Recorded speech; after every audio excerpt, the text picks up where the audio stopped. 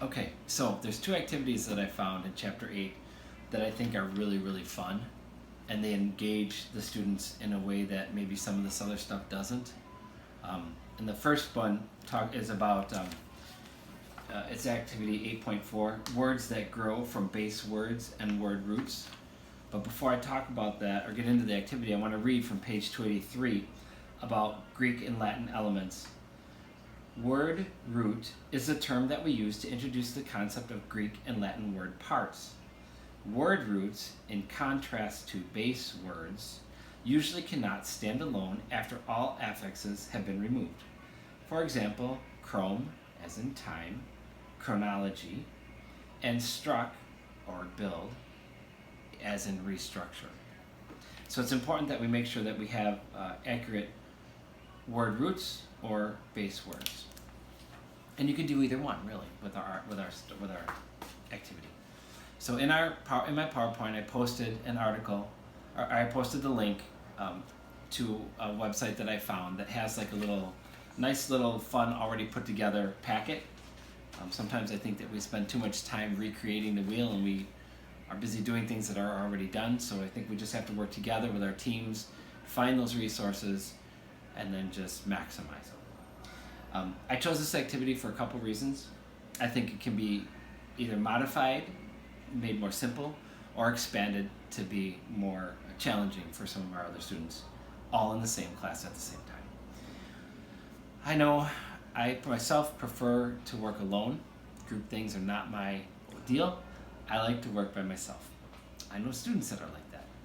I also know evidence-based research says that students work or learn more when they work in a group. So you could do either with a group or with a partner or by yourself. And what you do is you put your root word or your base word here, and then you can fill in with these affixes to make words that you would write here.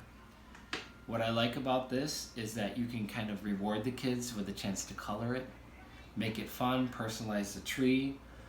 Sometimes I think when we add more domains to a task, it helps the students to be able to have more fun with it and relax, because maybe they're weak at this, but they're a great artist. So when they do that, they can combine their talent to make a successful learning experience. I also have a blank one. Once again, the Words Their Way has a list of words you could use, or the online resource also had a list of root words and base words that you could word roots and base words that you could use. Of course, my dogs are going to be scratching because they're going crazy. My apartment's small. One thing that we do in our school is we use a lot of Kagan strategies. I don't know if many of you are familiar with Kagan. It's all about it's a culture, it's getting kids involved and active out of their seats, learning, sharing, and just having fun. So the Kagan structure that I would add to this is something called stand up, hand up, pair up. Pre-COVID, not now. Or maybe, I don't know, maybe you got to do a elbow air bump. I don't know what we have. That plan hasn't come out yet. Anyway, the kids fill out their work, then they stand up, they put their hand up, and they start walking around the room to music. And then once the music stops, they find a partner. They're going to do a high five, shake their partner's hand, and say, my base word is respect. And I put ed, I had respected, respectable. You could just modify it to that. So I'm a little bit distracted with the dog scratching in the background. But there's a lot of words that you can do. The online resource has a list of words. You can figure it out. Otherwise, you've got some that are already done. The other thing you could do is if you chose to do this, you could cut this off and have the kids cut it out and kind of write it or glue it or make some kind of fun activity out of that. I think that would be really fun. The other thing, so after the kids do their hand up, stand up, after they do their stand up, hand up, pair up, maybe I introduce myself, I explain to you all of my stuff, you introduce yourself to me, you explain your sheet.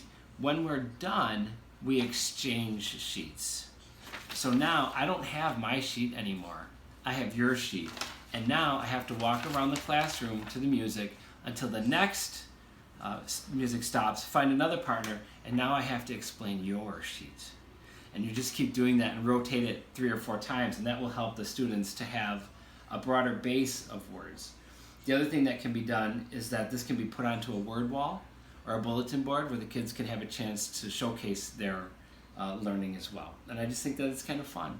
I like things that are easy and things that are fun. And I think that this would be very productive, very easy. It could be used, modified or expanded depending on the students. Diverse learners could use this. They could have a similar or shorter version. We can always use it for a lot of things.